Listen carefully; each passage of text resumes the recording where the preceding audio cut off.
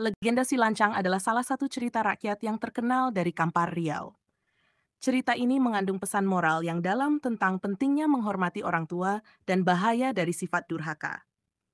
Berikut adalah kisah lengkap Si Lancang, mulai dari kelahirannya hingga ia menjadi kaya raya dan durhaka kepada ibunya. Kelahiran dan kehidupan awal Si Lancang lahir di sebuah keluarga miskin di Kampar Riau. Ibunya, seorang janda miskin, berjuang keras untuk membesarkannya. Meskipun hidup dalam kemiskinan, ibunya selalu berusaha memberikan yang terbaik untuk Si Lancang, mengajarinya nilai-nilai moral dan etika. Masa remaja dan keinginan merantau.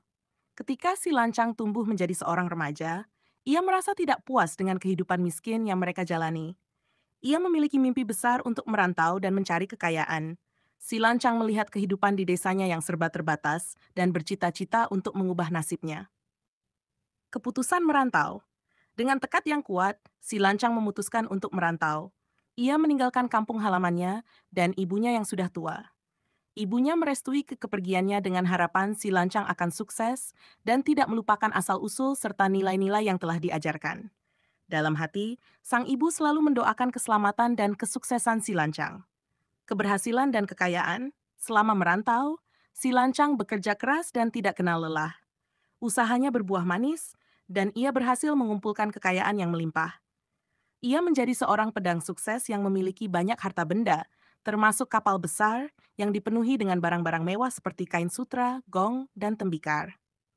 Pulang kampung dengan kebanggaan.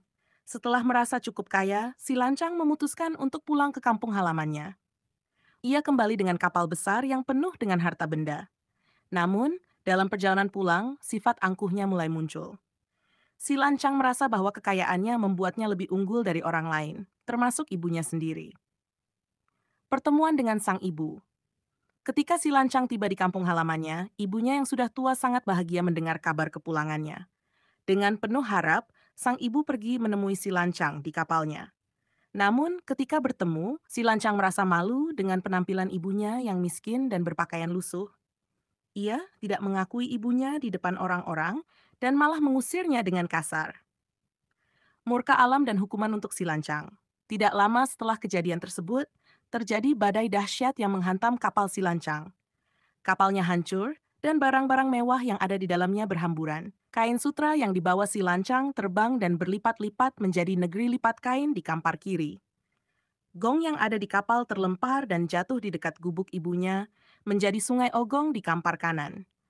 Tembikar yang pecah melayang dan menjadi pasu bilah di dekat danau Si Lancang, di mana tiang bendera kapalnya masih tegak berdiri. Penyesalan dan kutukan abadi Si Lancang menyadari kesalahannya terlalu terlambat. Ia menyesali perbuatannya karena telah durhaka kepada ibunya.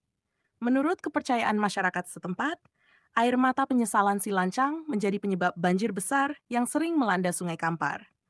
Setiap kali tiang bendera kapal Si Lancang muncul ke permukaan Danau Si Lancang, itu pertanda akan terjadi banjir besar, yang dipercaya sebagai air mata penyesalan Si Lancang.